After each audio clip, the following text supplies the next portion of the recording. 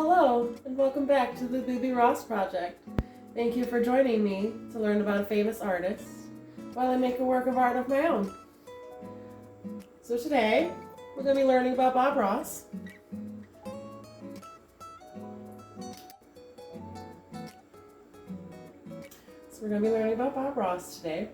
He was born on October 29th, 1942. He recently had a birthday. He would have been 80 years old this year.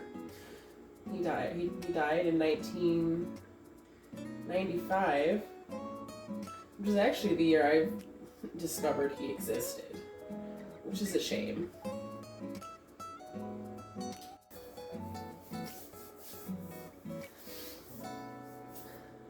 So Bob Ross was born in he was born in Daytona Beach. He was raised in Orlando. That's what it was. So, even at an early age, he loved small animals and would frequently care for the injured ones in need. His dad was a carpenter, and in a carpentry accident, he actually chopped off part of his left index finger.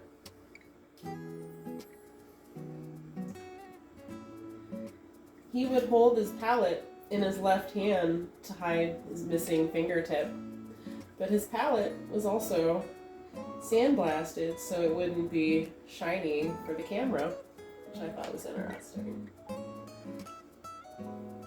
So when he was 18, he enlisted in the United States Air Force.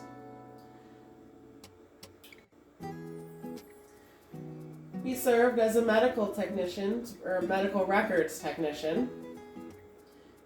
It's where he was stationed in Alaska, where he first saw snow-covered mountains for the very first time. It's also where he started painting. He was known to paint on most of his breaks while he was in the military, which I can relate to, because, I don't paint on my breaks at work, but I do welding projects. I'm currently on my third birdhouse, so I can relate.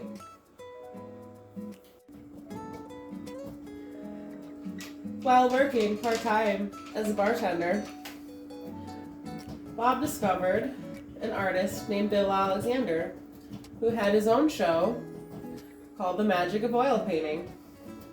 He was known for his technique called alla prima, which is Italian for first attempt, also known as wet on wet, which allowed him to create paintings in 30 minutes, which is what I'm trying to do today. Fun fact, this is actually my first time using oil paints, so don't judge my finished painting.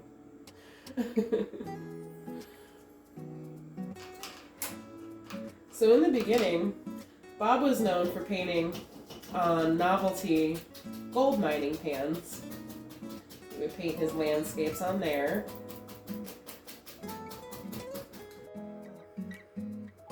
When he returned to Florida with his friend Alexander, he joined his art supply company as a traveling salesman and a tutor. That's when he came across Annette Kowalski, and she convinced him that he would be better off on his own. So she, Bob, and his wife Jane pulled their life savings together and started Bob Ross Incorporated.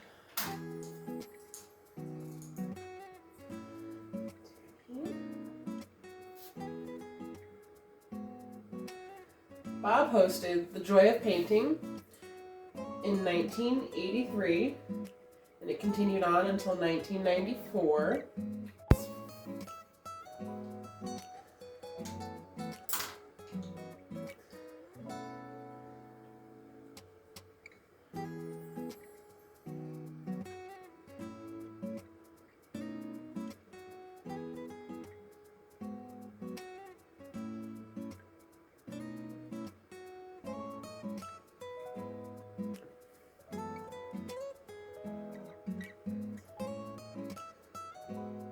There were 403 Joy of Painting episodes when was all said and done. In the early episodes, he was painting 3 paintings per episode. One was for a reference before the episode, one was while on air, and then after the episode he would make a more detailed painting for his instruction booklets. Eventually, he would no longer use reference paintings for his episodes and he would just draw from his mind.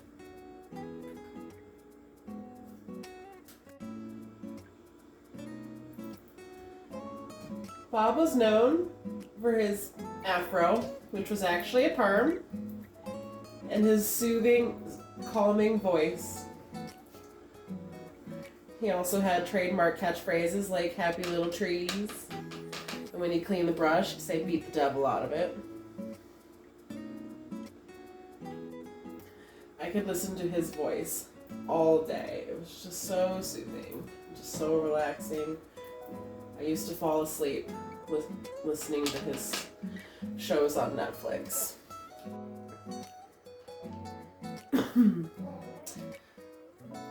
So I don't think a lot of people know this, but in 1987, Bob Ross was at the Grand Ole Opry, and Hank Snow pulled him on stage. He was so nervous, but he ended up getting a standing ovation. He was actually on a lot of different shows. Like, he was a guest on the Joan Rivers show. He did some live recordings with Regis and Kathy when he painted with the both of them. And then he did the Phil Donahue show, where he pulled members of the audience on stage to do some painting with him.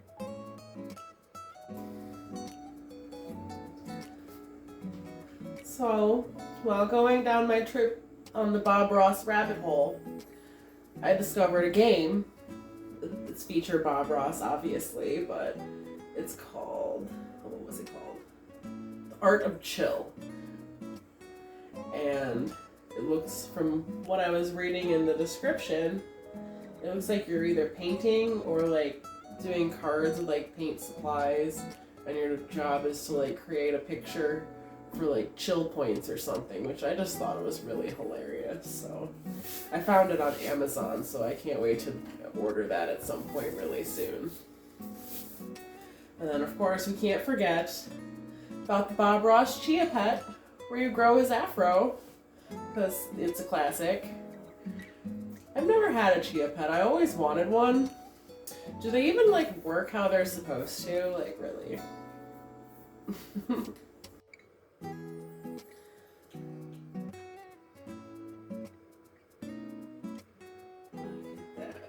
My first happy little tree.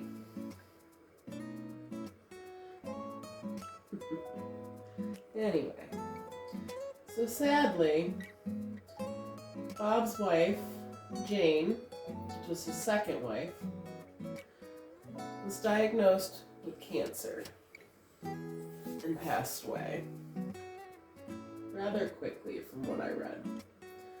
But just 2 weeks after that, he was diagnosed with non-Hodgkin's lymphoma.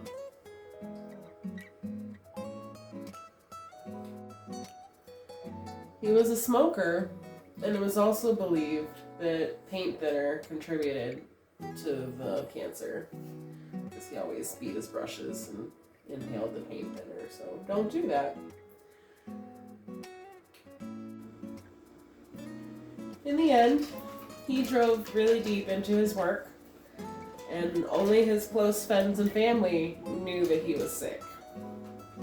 He was filming up to 3 episodes a day. They say it's possibly to keep him distracted from the pain and what was going on, which makes sense to me. I would need that distraction as well. Before he died, he wanted to leave everything to his son Steve.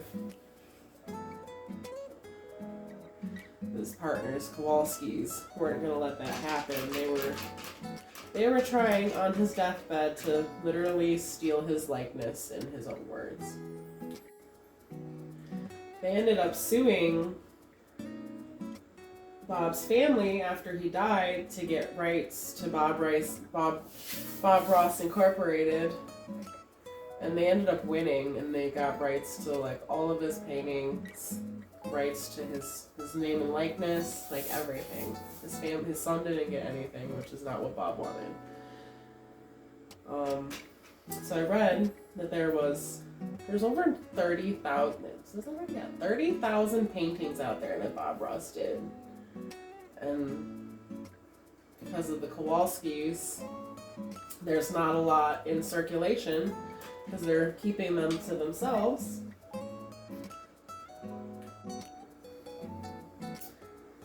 So somewhere in Virginia, there is an office building with 1,165 original Bob Ross paintings that are just sitting there. And the Kowalskis said that they haven't given them any thought, and they thought that no one would want them. But at the same time, they're not selling them. So they own 154 copyrights and trademarks to sell at Bob Ross Incorporated, and instruction courses.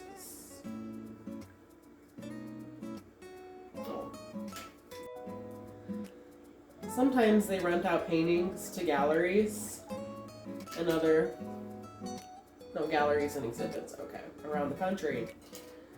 Right now, in one of the Smithsonian National Museum in DC, has 4 paintings right now.